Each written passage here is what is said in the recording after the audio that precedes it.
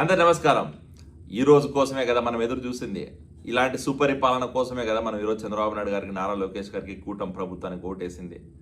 ఇలాంటి మంచి శుభ పరిణామం కోసమే కదా ప్రజలందరూ వెయిట్ చేస్తుంది. ఈరోజు తల్లిదండ్రుల మొహాల్లో వెలుగులు, స్టూడెంట్స్ మొహాల్లో వెలుగులు. ఈరోజు స్టూడెంట్స్ అందరూ ఆనందంగా స్కూల్కి వెళ్ళే పరిస్థితి. ఎందుకంటే సర్వేపల్లి రాధాకృష్ణన్ విద్యార్థి మిత్ర పథకం ద్వారా ఈరోజు స్కూల్ పిల్లలకు బ్యాగులు అవ్వచ్చు, షూస్ అవ్వచ్చు, బెల్ట్లు అవ్వచ్చు, కావాల్సిన పుస్తకాలన్నీ సమకూర్చిన పరిస్థితి.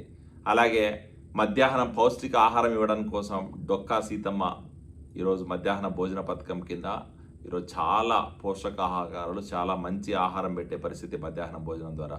అలాగే ఈరోజు తల్లిదండ్రుల మోకాల్లో వెలుగులు చూడడం కోసం తల్లికి వందనం కింద ఒక విద్యార్థి ఉంటే 13,000, ఇద్దరుంటే 26,000, ముగ్గురుంటే 39,000, నలుగురుంటే 52,000 జమ చేసి ఈరోజు తల్లుల మొహాల్లో వెలుగులు చూపించిన ఘనత తెలుగుదేశం పార్టీది, కూటమి ప్రభుత్వం అనేది.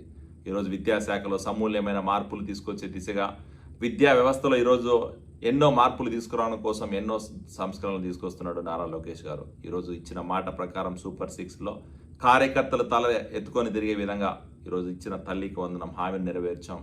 అలాగే ముందు కూడా చాలా హామీలు నెరవేర్చాం. రాబోయే రోజుల్లో కూడా ఇంకా చేయబోతున్నాం. ఈరోజు సూపర్ 6 హామీలు కట్టుబడి ఉన్నాం. విద్యా వ్యవస్థలో సమూల్యమైన మార్పులు తీసుకొస్తున్నాం. ఈరోజు విద్యా వ్యవస్థలో అమూల్యమైన మార్పుల కోసం గవర్నమెంట్ ఇన్ని కోట్లు ఖర్చు పెడుతుంది, ఇన్ని వేల కోట్లు. దానిలో ఈ కోట్లన్నిటికీ ఒక సార్థకత ఉండాలి. ఈ ఖర్చు పెట్టిన మనీ అంతా విద్యార్థులకు ఉపయోగపడాలి, విద్యార్థుల భవిష్యత్తు బాగుపడాలంటే ఆ విద్యాశాఖలో పనిచేసే ఉపాధ్యాయులు అవ్వచ్చు, అక్కడ పనిచేసే స్టాఫ్ కూడా సక్రమంగా పనిచేయాల్సిన అవసరం ఉంది. ఈరోజు కొన్ని చోట్ల కొన్ని కంప్లైంట్స్ వస్తున్నాయి. ఈరోజు విద్యా వ్యవస్థలో ఇంత సమూల్యమైన మార్పుల కోసం ఇంత కష్టపడుతున్న నారా లోకేష్ గారి కష్టం ఫలించాలంటే విద్యార్థులకి పాఠాలు చెప్పే ఉపాధ్యాయులు కూడా అంతే బాధ్యతగా ఉండాల్సిన అవసరం ఉంది. ఈరోజు ఉపాధ్యాయులు కొన్ని చోట్ల ఏదో నామకే వాస్తే స్కూల్కి వచ్చి వెళ్ళిపోతున్నారని చెప్పి కంప్లైంట్స్ ఉన్నాయి. గత ప్రభుత్వంలో మాదిరిగా మేము ఎక్కడ మిమ్మల్ని బార్ అటెండర్లుగా పనిచేయమని చెప్పట్లేదు, లిక్కర్ షాప్ దగ్గర పనిచేయమని చెప్పట్లేదు, లేకపోతే బాత్రూమ్లు కడగమని చెప్పట్లేదు. మేము అడుగుతున్నదా ఏంద్రా అంటే విద్యార్థులకి సరైన చదువు చెప్పండి, విద్యార్థులకు అవైలబుల్ అండి.